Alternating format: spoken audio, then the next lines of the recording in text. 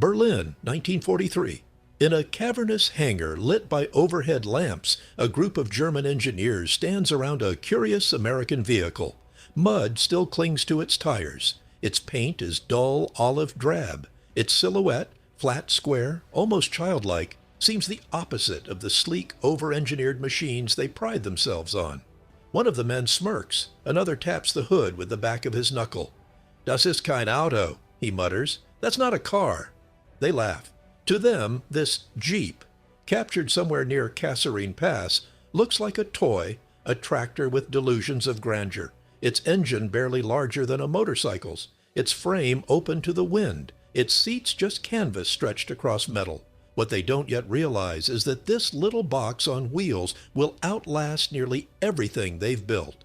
It was never meant to be beautiful. It was meant to go anywhere, with anyone, through anything. In less than 5 years, more than 640,000 Jeeps would roll off American assembly lines. They would climb mountains, crawl through jungles, and thunder across Europe's ruined cities. From Patton's columns to resistance fighters in occupied France, the Jeep became both a weapon and a companion, a mechanical mule of democracy. Even General Dwight D. Eisenhower, no sentimental man, would later say, "The Jeep, the Dakota, and the landing craft were the three tools that won the war." Back in that hangar, the German officers file out, still chuckling. Their notebooks are full of numbers, horsepower, gear ratios, ground clearance, but they've missed the real secret. The Jeep's strength isn't in its specifications. It's in its simplicity, a design so minimal, so rugged, that any soldier could fix it with a wrench and some wire. That philosophy, speed over polish, function over form, would become a quiet revolution in military thinking. They laughed at its looks, but history would remember its purpose, because sometimes the simplest machine carries the greatest burden. Berlin, winter 1943, inside a hangar of the Heereswaffenamt, the German Army Ordnance Office, a handful of uniformed engineers surround an unfamiliar vehicle. It's small, boxy, and ugly. The olive paint is scratched, the windshield folded down. Mud from Tunisia still cakes its tires. One engineer circles it with a cigarette in his hand. He taps the hood, raises an eyebrow, and lets out a short laugh. "Das soll ein Geländewagen sein?" This is supposed to be an off-road vehicle? They all laugh. The men have spent years perfecting precision machines, the Kubelwagen, the Mercedes G4, vehicles of polished engineering and German order. But this thing, this Jeep, looks crude, improvised, almost accidental. One engineer scribbles in his notebook, "Too light, poor design, no doors, no sophistication." They don't realize they're looking at the most consequential vehicle of the war. It was never elegant, the narrator says, but it worked every single time. By the end of the war, over 640,000 Jeeps would be built. They would carry generals and privates alike, ferry stretchers, haul ammunition, tow aircraft, and pull allies out of ditches from Burma to the Ardennes. It was not fast, not glamorous, but it was unstoppable. Eisenhower later wrote, "The Jeep, the Dakota, and the landing craft were the three tools that won the war." Back in that Berlin hangar, the engineers move on to inspect a captured Sherman tank, leaving the Jeep behind like a curiosity. Its hood still glistens faintly under the fluorescent lights. Outside, the war is already turning. In Africa, in Sicily, in the hedgerows of Normandy, thousands of those same ugly machines are carrying armies forward. They mocked its simplicity, the narrator says softly, but simplicity was the reason it survived. A single image lingers, a Jeep cresting a muddy hill, silhouetted against the dawn. Its wheels spin, grip, and climb. Washington, D.C., July 1940. The war in Europe is burning hotter every month. France has fallen. London braces for nightly air raids, and across the Atlantic, the United States, still officially neutral, is preparing for a war it swears it won't fight. Inside the U.S. Army's Quartermaster Corps, a group of officers draft an urgent memo. The document is simple but revolutionary. We require a light reconnaissance vehicle, four-wheel drive, payload 600 pounds, must be able to climb a 30-degree grade, weight under 1/300 pounds, 85-inch wheelbase. And then, at the bottom, the impossible line. Deadline, 49 days. 49 days to design and build a brand new military vehicle from scratch. At the time, America had no such car. The Army still used motorcycles and horses for scouting. The only off-road vehicles were heavy trucks, loud, slow, easy targets. But the brass wanted something else. A machine small enough to be airlifted, tough enough to handle mud and mountains, and cheap enough to produce by the tens of thousands. A kind of mechanical mule. The request goes out to 135 automakers. Only 2 reply seriously. A tiny, struggling company from Pennsylvania called Bantam, and an industrial powerhouse named Willys Overland from Toledo, Ohio. Bantam, desperate to survive the Depression, decides to take the risk. Its chief engineer, Karl Probst, is called in on July 17th. He's skeptical. The company's nearly bankrupt. But when he reads the Army's challenge, he feels a spark. He sits down at his drafting table and in just 5 days sketches the first full design. Blueprints, frame, powertrain, weight distribution, all by hand, all in pencil. By the end of the week, the Bantam reconnaissance car exists on paper. Now they just have to build it. The prototype, the BRC-60, takes shape like a mechanical miracle. Flat fenders, open cab, no doors, short wheelbase. It's ugly, but it's light, fast, tough. On September 23, 1940, a truck hauls it to Camp Holabird, Maryland. Bantam engineers follow behind, exhausted but proud. Army officers line up, clipboard in hand. One of them mutters, "If this thing can even start, I'll be impressed." The little machine coughs, sputters, then roars to life. It races across fields, climbs ditches, splashes through streams. Spectators cheer as it hits 60 miles per hour and pulls a machine gun mount across rough ground. By the time it stops, mud spattering its windshield, silence falls over the officers. The impossible has happened. It looked like nothing, one witness recalled later, but it did everything. That day the blueprint became a legend, and soon 2 other giants, Willys and Ford, would join the race to turn it into the most prolific battlefield vehicle in history. Autumn 1940, the muddy proving grounds of Camp Holabird, Maryland, echo with the rattle of engines. 3 small vehicles line up side by side, each boxier, rougher, and louder than the next. The Bantam BRC, the Willys Quad, and the Ford Pygmy. It's not a glamorous sight, more like a parade of farm tractors than future icons. But every major military observer in Washington is here to watch. The U.S. Army is about to decide which company will build the light reconnaissance car that could reshape modern warfare. Bantam had built the first prototype and proven it could be done. But it was a tiny firm, underfunded, undermanned, and unable to mass produce anything close to the Army's new demand for thousands of units. That's when the larger players smelled opportunity. Willys Overland, based in Toledo, brought more muscle, literally. Their version used the Go Devil engine, a 60-horsepower beast that outperformed Bantam's smaller motor by nearly 20%. It was fast, durable, and powerful enough to haul gear or wounded soldiers across a battlefield. Ford, the industrial titan, joined late, but came armed with resources no one else could match. Vast factories, tooling networks, and an army of engineers. By November, all 3 companies were competing for the same dream and watching each other like hawks. At Camp Holabird, test drivers push the vehicles to their limits. They climb steep grades, plow through streams, and skid around sharp turns. Soldiers load them with sandbags, equipment, even stretchers. They slam the doors, if they have doors at all, and race them until axles groan. It's not about who builds the prettiest machine, one officer says. It's who builds the one that won't quit. The Bantam BRC wins hearts for its nimble handling.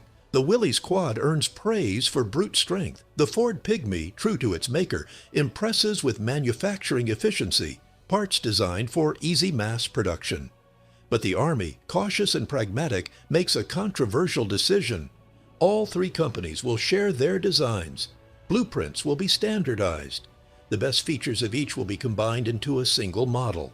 A Frankenstein's machine, part Bantam, part Willys, part Ford, but built to one vision. the ultimate go-anywhere vehicle. Bantam's spirit, Willys' power, Ford's scale.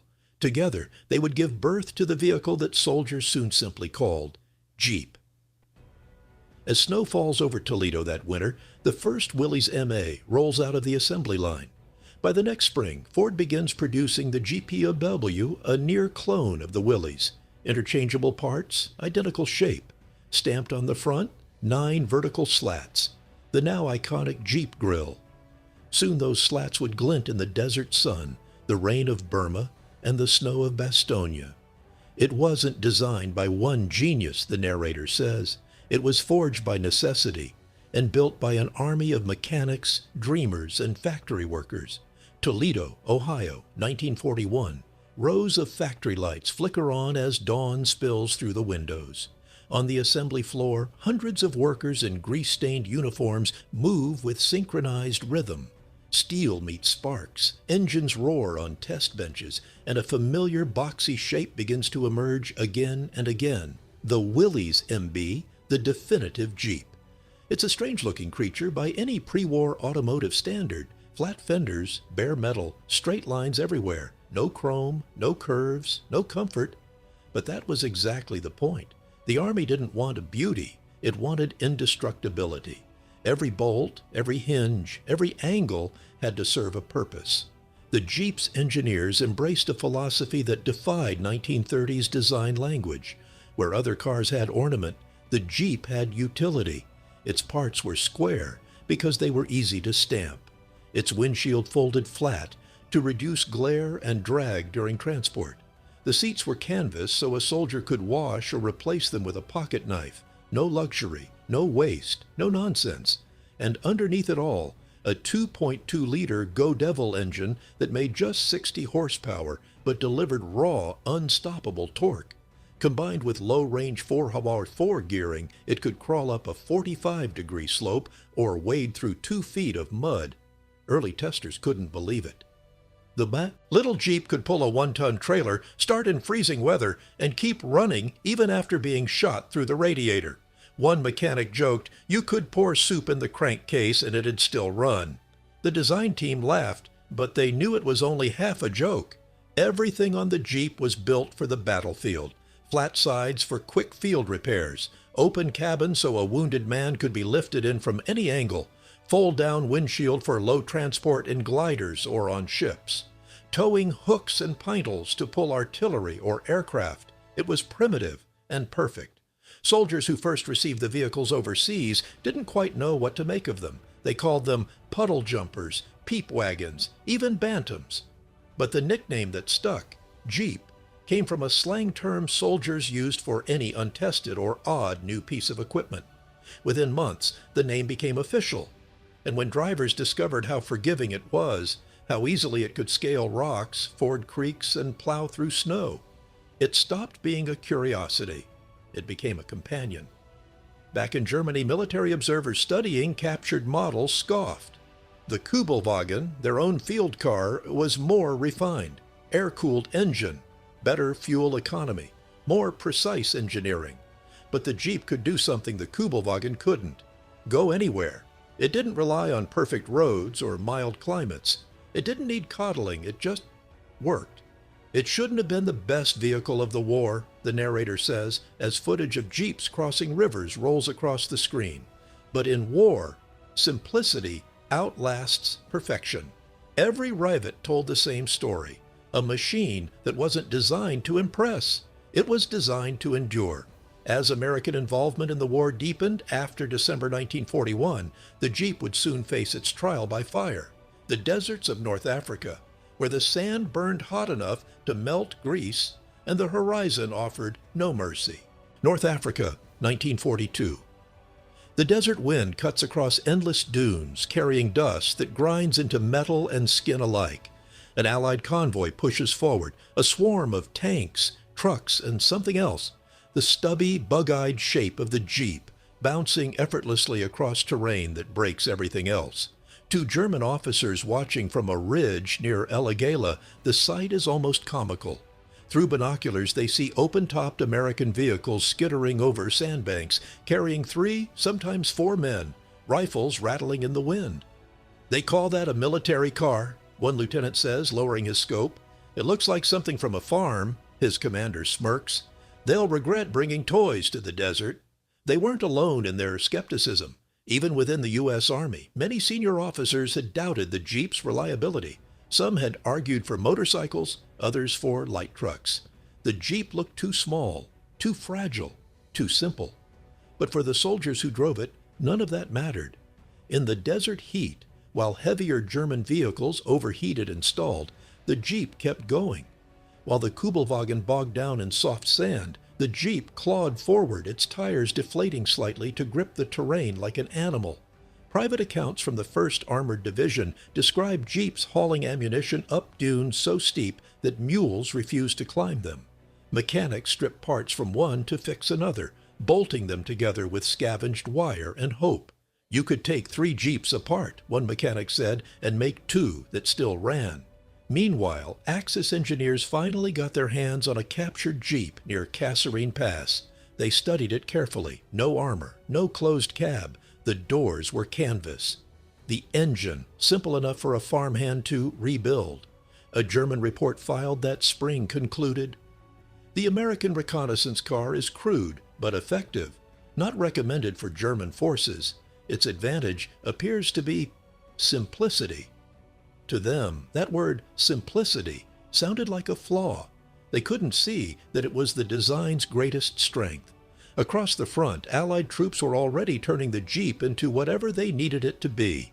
In the British SAS, soldiers mounted Vickers K machine guns on the hood, stripped off the windshield, and used the Jeeps for silent night raids deep behind enemy lines, fast, light, unstoppable.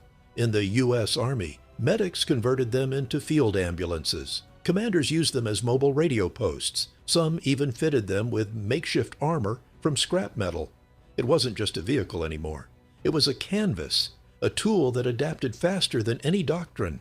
They laughed, the narrator says, but they were watching the future roll past them, a machine that didn't need to be perfect, only possible.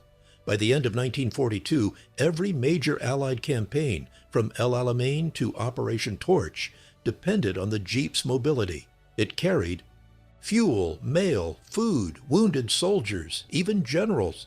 And when the fighting stopped, it carried silence. Men too tired to speak, too alive to believe they'd survived. Tunisia, early 1943. The sun drops like a burning coin over the desert ridge. A convoy of Jeeps snakes through the orange haze, engines whining, sand coughing beneath the tires. Each one carries 3 men, a driver, a gunner, and a navigator clutching a map stiff with dust. They've been driving for 14 hours without rest. Ahead of them lies Kasserine Pass, a narrow slit between mountains where American forces are about to face the German Afrika Korps for the first time. The soldiers call their Jeeps the Mules. They curse them, rely on them, and, most of all, trust them. When the first German shells fall, the convoy scatters. Tanks grind forward. Artillery lights the hills. The Jeeps dart and weave between blasts, nimble, quick, almost reckless. A gunner kneels on a Jeep's rear seat, firing a .30 caliber machine gun over the hood. The driver swerves, bouncing over rocks, every jolt shaking the weapon from his grip. And yet, they press on. Through dust and fire, these open-topped skeletons ferry men and ammunition straight into chaos. "You didn't hide in a Jeep," one veteran later said. "You rode it like a storm." The Afrika Korps learns quickly that the American vehicle they once mocked is something different. It can turn where their armored trucks can't. It can climb where their motorcycles fail. It can slip behind dunes, appear from nowhere, and vanish again. Rommel's troops begin calling them Die Kleinen Geisterwagen, the little ghost wagons. The Jeep, born in Ohio, baptized in sand, has become a desert phantom. In the chaos of Kasserine, Jeeps shuttle the wounded from the front lines, sometimes under fire. Medics strap stretchers across the hood and rear bed, while drivers navigate shell holes and burning oil. Each trip is a gamble, one burst of shrapnel, one missed turn. But without the Jeep, hundreds wouldn't make it back. "We didn't have ambulances," remembered one field medic. "We had Jeeps, and somehow that was enough." From the desert, the war moves north, through Sicily, through Salerno, through the broken fields of Europe. The Jeep goes with it. In the Apennines, it drags artillery up goat paths where trucks can't reach. In the hedgerows of Normandy, it hauls supplies through knee-deep mud. And in the frozen forests of the Ardennes, it carries hot coffee and cold rations to men pinned down under snow. The Jeep becomes more than a machine. It's movement itself, mobility in its purest form. By 1944, the Allied armies run on gasoline and grit, and the Jeep is the bloodstream of both. In dispatches, commanders praise its agility and indifference to terrain. In letters home, soldiers write about it with affection, calling it our best buddy, our lucky mule, the little beast that never quits. Eisenhower, overseeing the European front, famously calls it one of the 3 most important pieces of equipment in the war. Normandy, June 1944. A Willys MB rumbles off a landing craft into seawater. Salt sprays the hood. Bullets whip past. The driver revs hard, pushing up the beach, joining a flood of men and machines clawing toward a liberation. Everywhere the war goes, the Jeep is there, wet, loud, and unbreakable. It was never meant to lead, the narrator says, but somehow it always did. From deserts to beaches, from mountains to frozen fields, the Jeep's baptism by fire forged its legend, not in factories, but in the mud and blood of a world at war. Burma, 1944. Rain falls like steel rods. The jungle floor is a swamp of red mud, vines, and broken equipment. A column of Jeeps, engines wrapped in tarps, exhaust pipes raised like snorkels, creeps along what isn't a road, but a suggestion of one. The drivers wear raincoats cut from parachutes. Leeches cling to their boots. They press forward anyway.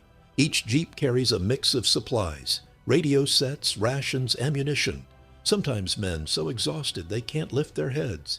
In this green labyrinth, the Jeep becomes something mythic. It doesn't roar. It crawls, climbs, survives. British officer from the Chindits, the Jungle Special Forces Unit, writes in his logbook, "Where mules drowned, the Jeep floated. Where men despaired, the Jeep persisted." By 1944, the little American vehicle had crossed almost every imaginable environment on Earth. From North African dunes to Arctic snowfields, from Italian mountains to Pacific islands, it had become a mechanical chameleon, a soldier of all terrains. At Anzio, Jeeps sloshed through surf, hauling ammunition under artillery fire. In Alaska's Aleutian Islands, they ran through sleet and salt air, delivering food to outposts frozen in fog. And on Guadalcanal, mechanics stripped the Jeep's bodies bare, turning them into jungle tractors and mobile command posts. One officer quipped, "If you gave a Jeep to Noah, he'd have built the ark faster." In the frozen woods of the Battle of the Bulge, soldiers found themselves driving through snowdrifts taller than the hood. Engines froze solid overnight. So they lit fires under the oil pans to thaw them out. And somehow, each morning, the Jeep started again, coughing, sputtering, alive. Their simplicity was their armor. No electronics, no sensitive hydraulics. A wrench, a screwdriver, and a few spare parts could fix almost anything. The field manuals even encouraged improvisation. If a fan belt snapped, use a piece of rope. If the gas cap was lost, stuff it with a sock. It didn't have to look right. It just had to work. By late 1944, entire divisions were being measured in Jeeps. In France, one could hear them before seeing them, a rising chorus of engines and laughter bouncing off the ruins of villages. To liberated civilians, the sound of a Jeep meant hope. Photographs from Paris, August 1944, show crowds surrounding them, flowers draped across hoods, children climbing onto fenders as soldiers smile from the seats. It wasn't just a machine anymore. It had become a symbol of arrival. On the Eastern Front, even Soviet soldiers, supplied through the Lend-Lease program, came to love the Jeep. They nicknamed it Jil, short for American Donkey, and used it to drag anti-tank guns through snow and mud. By war's end, more than 50,000 Jeeps had been shipped to the USSR. They became so indispensable that after the war, Soviet factories built their own versions, near clones under new names. Everywhere it went, the Jeep adapted, patched, rebuilt, reimagined. British SAS turned them into desert raiders. The U.S. Marines transformed them into beach landers. Doctors turned them into ambulances. Chaplains turned them into mobile pulpits. No one ever asked if the Jeep could do something. They simply asked how. It was the only vehicle, the narrator says softly, that could make every place on Earth feel reachable. By 1945, the war was moving toward its final act. And wherever victory advanced, from the Pacific Islands to the streets of Berlin, the Jeep was already there, covered in mud, carrying the weight of an army that refused to stop. Paris, August 1944. The streets erupt in cheers, French flags wave from windows, church bells ring for the first time in 4 years. And leading the column into the city, past barricades, past weeping crowds, are the boxy silhouettes of Jeeps. Their engines sputter through confetti and smoke. Soldiers wave, smiling, exhausted. Children chase alongside, clinging to the fenders. A photographer captures one image that will outlive the war. A Jeep crawling past the Arc de Triomphe, a French tricolor fluttering from its antenna. In that moment, the machine that once looked like a farm tool becomes something else entirely, a symbol of liberation itself. For millions across Europe and Asia, the sight of a Jeep meant the same thing. The Americans are here. The war might finally be ending. In Italy, villagers brought wine and bread to soldiers in Jeeps. In Belgium, resistance fighters rode in them to reclaim their towns. In Manila and Warsaw, they rolled through rubble to deliver food and medicine. Everywhere the Jeep went, it carried not just troops, but promise. General Eisenhower, reflecting on the war's end, called it one of the greatest contributions to modern victory. He wasn't being poetic. The Jeep embodied the very thing the Axis underestimated, freedom through adaptability. A machine born of collaboration, refined by necessity, shared across continents. Where German engineering had aimed for perfection, the Jeep represented improvisation, democracy in motion.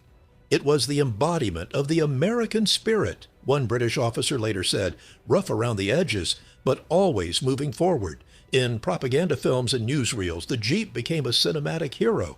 Hollywood used it as shorthand for victory. Rugged soldiers atop Jeeps waving as they crossed liberated bridges.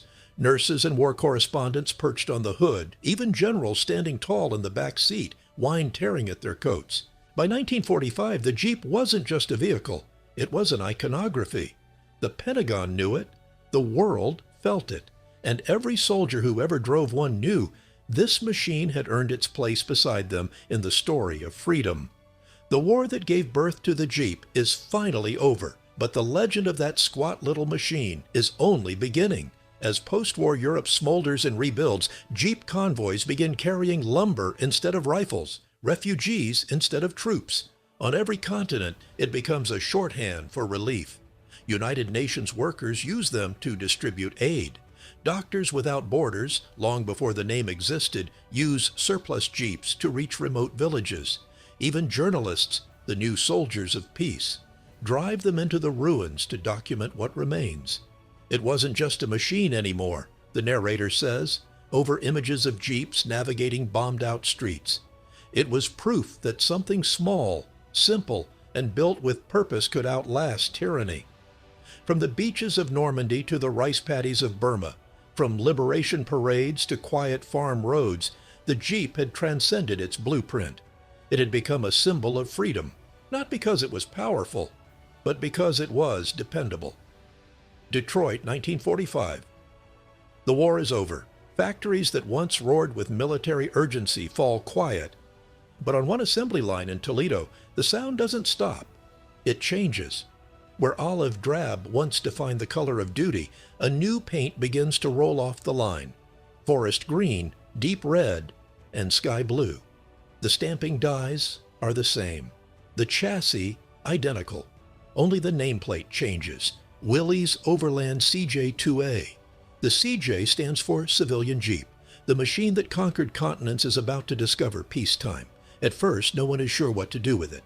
The war has flooded the world with military surplus. Jeeps in barns, in fields, in crates still smelling of diesel and canvas.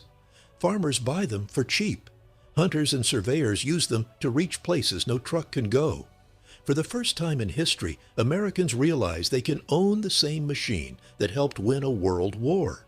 In a time of victory gardens and ration stamps, that idea feels almost sacred.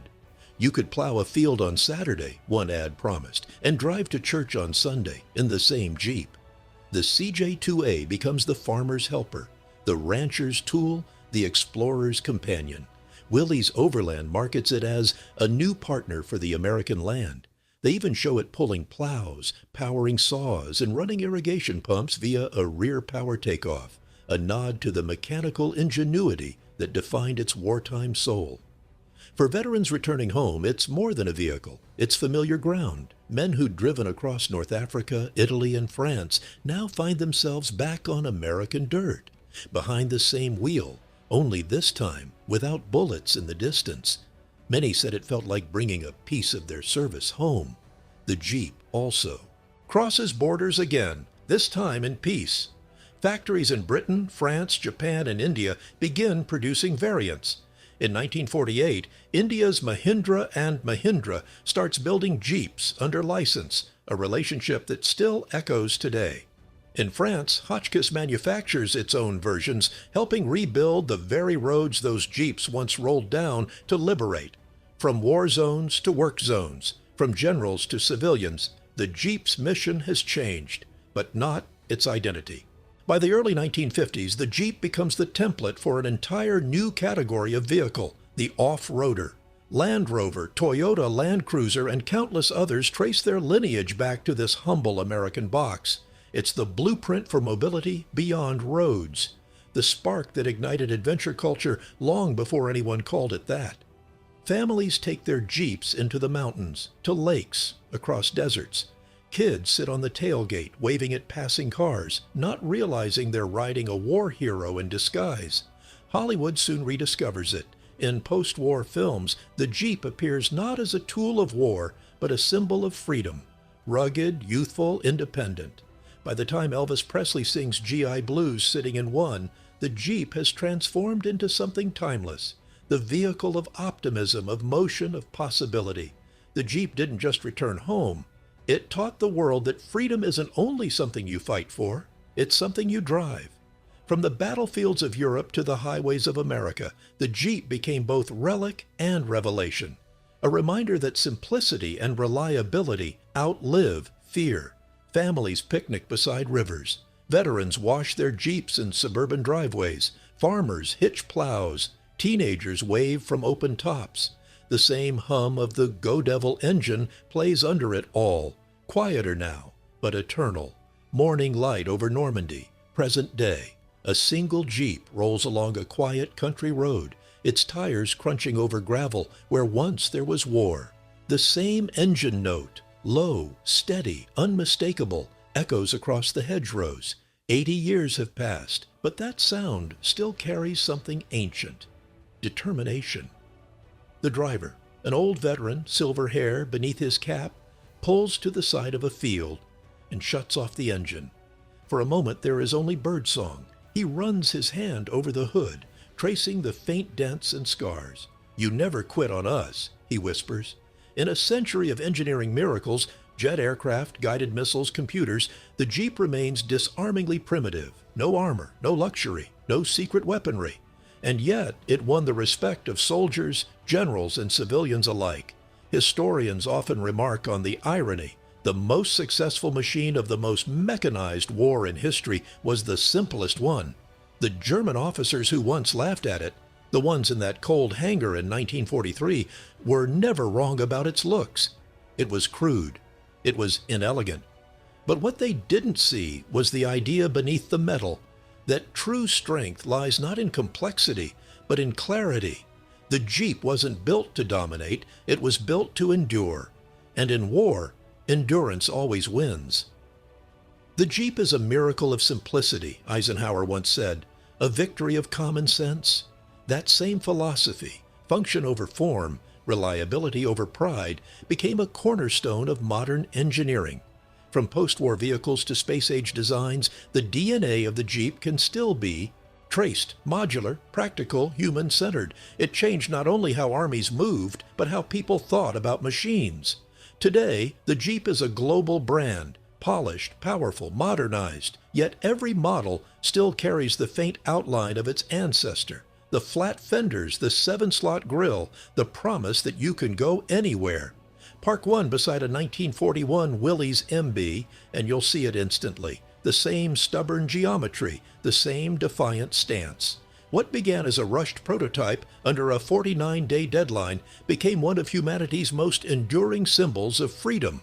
Rows of Jeeps ferrying soldiers across rivers, rolling through victory parades, rusting in forgotten barns. Each one a ghost of a time when the world was fighting for its soul. They laughed, the narrator says, but in the end, the laugh belonged to history. Because the Jeep story isn't about steel or speed. It's about resilience, about the strange, miraculous power of the ordinary, done well. The idea that when everything else fails, precision, pride, power, simplicity endures. Over 640,000 Jeeps were built during World War II. Most were scrapped or forgotten, but their design and their spirit still move the world.